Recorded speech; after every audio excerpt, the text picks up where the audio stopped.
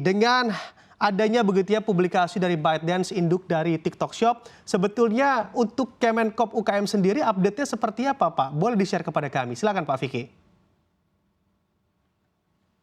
Sebetulnya di awal kami mendapatkan informasi dari beberapa perusahaan baik e-commerce lokal maupun ada pengusaha-pengusaha lokal di Indonesia bahwa sudah ada approach dari pihak ByteDance untuk bekerja sama ya dalam hal ini adalah tentunya terkait dengan uh, bagaimana TikTok Shop dapat beroperasi lagi. Jadi sebetulnya kan ada dua pilihan antara TikTok Shop membuka kantor sesuai dengan peraturan berlaku ya di dalam negeri, bukan hanya yang seperti yang lalu kantor perwakilan saja, tapi membuka kantor dagang di sini ya. Artinya ada mengurusi izin sendiri, kemudian rekrutmen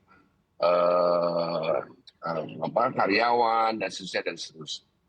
Atau memang bekerja sama atau mengakuisisi atau merger atau bentuk kemitraan lainnya dengan entitas lokal yang sudah berjalan. Itu ya. Oke baik, Pak Vicky, adakah pada sebelumnya begitu ya untuk GoTo dan juga kita lihat TikTok di sini sudah ada komunikasi sebelumnya dengan Kemenkop UKM? Berapa kali sebetulnya pihak TikTok Global, dalam hal ini ByteDance, ini sudah mencoba korespondensi ya dengan Pak Menteri ya, Pak Menko UKM. Tapi namun untuk audiensi gitu, tapi sampai dengan saat ini belum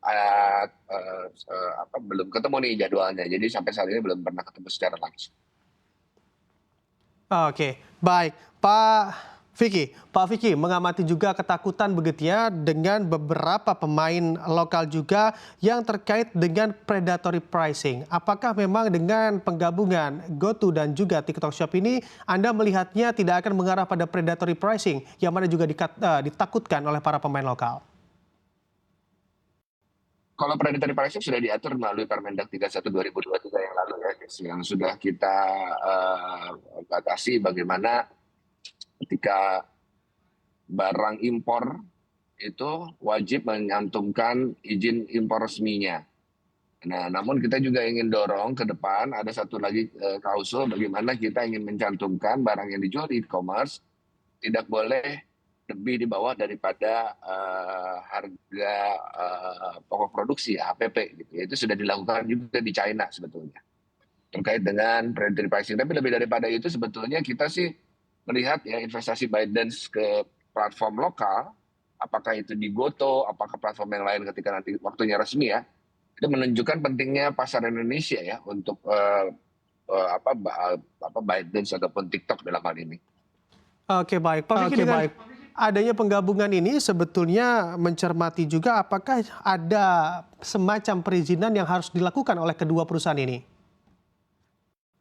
Ya tentunya kalau seperti yang tadi saya sampaikan, apabila dengan GoTo tentunya ini kan model kerjanya sama seperti apa? Apakah tetap ada Tokopedia-nya, apakah melalui pasti kan Tokopedia kalau GoTo gitu ya, dan Tokopedia-nya apakah nanti ada fitur dalam hal ini di dalam fitur Tokopedia ada TikTok Shop, atau nanti penamaannya penamaan baru karena sebelumnya kan TikTok Shop kita tahu persis ya ada isu kemarin terkait dengan compliance, ada praktek-praktek predatory pricing ya, itu kan yang sangat melimpah gitu kan, apakah berganti nama gitu ya, itu yang sebetulnya kalau secara teknis sebetulnya kita sih berharap begini, yang pertama Presiden selalu menitipkan bagaimana kita memproteksi platform lokal. Tentunya kita berharap Tokopedia masih bisa majority dan seterusnya gitu ya. Artinya ada kepentingan pemerintah dalam hal ini juga untuk memperkuat platform lokal. Yang kedua adalah tentunya bagaimana keberpihakan kepada produk lokal. Ya, itu juga sudah diatur sebetulnya di Permendag 31 2023 gitu. Dan kemudian juga kita berharap ada kerjasama yang juga bisa membawa produk-produk lokal ini masuk juga ke China dalam hal ini ya. Tapi kita tahu persis di regulasi di China itu sangat ketat untuk bisa masuk barang dari luar gitu. Hal-hal ini yang sebetulnya, dan yang berikutnya adalah kita berharap juga dengan adanya masuk ByteDance atau apapun kerjasama dengan asing, ini kan bisa menciptakan lapangan kerja yang lebih luas lagi, lebih banyak lagi gitu. Kita berharap semakin kuat secara finansial, Goto atau Tokopedia dalam hal ini semakin bisa kuat bisnisnya mendorong pelaku brand-brand lokal semakin tumbuh ya, dan juga bisa menciptakan lapangan kerja yang lebih besar lagi. Demikian. Oke, baik. Pak Vicky, bicara juga terkait perlindungan ke UMKM lokal. Sebetulnya apa saja proteksi atau perlindungan yang juga telah disiapkan oleh pemerintah terkhusus Kemenkop UKM dalam hal ini? Ya, kaitannya proteksi tentunya kalau dari si platform lokal kita sudah membatasi barang di marketplace itu untuk yang khusus cross border impor itu dibatasi harga yang minimum 100 US dollar. Jadi barang yang di bawah 100 US dollar itu nggak bisa masuk di marketplace melalui cross border impor platform ya. Ini tentunya memberikan ruang bagaimana pelaku produk-produk UMKM di bawah 100 US dollar ini atau 1,5 juta mungkin ya, itu bisa berkompetisi lebih mudah, lebih kuat, lebih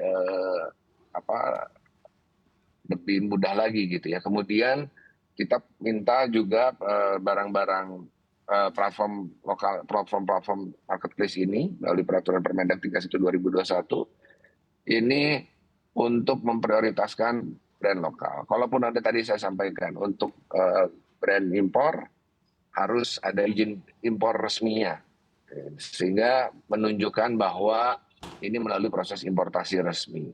Proteksi lainnya tentunya dari setiap barang impor juga harus mencantumkan sertifikasi ya, izin-izin tambahannya seperti SNI, halal, BPOM, PIRT, dan lain sebagainya. Kemudian juga pemerintah sudah bekerja sama ya dalam hal ini untuk dua hal yang kemudian akan ditindaklanjuti. Pertama adalah selain pengaturan perdagangannya adalah arus barang impor secara keseluruhan. Ini sudah dibahas melalui beberapa ratas, beberapa lintas kementerian. Ini mudah-mudahan akan ada penguatan dari sisi arus barang masuknya dari luar negeri. Yang ketiga adalah dari sisi teknologi. Ini juga terjadi ya di beberapa negara, termasuk di Amerika, bagaimana misalnya Google kalah di pengadilan Washington DC ya. Bagaimana ada isu terkait dengan monopoli search engine. Kemudian di Texas juga ByteDance informasinya juga terkait dengan isu data center gitu ya. Jadi semakin perkembangan zaman ini bisnis model terus berjalan, pemerintah punya kepentingan nih jaga tadi memproteksi UMKM lokal, platform lokal sampai dengan konsumen dalam hal ini Indonesia sebagai pasar. Demikian.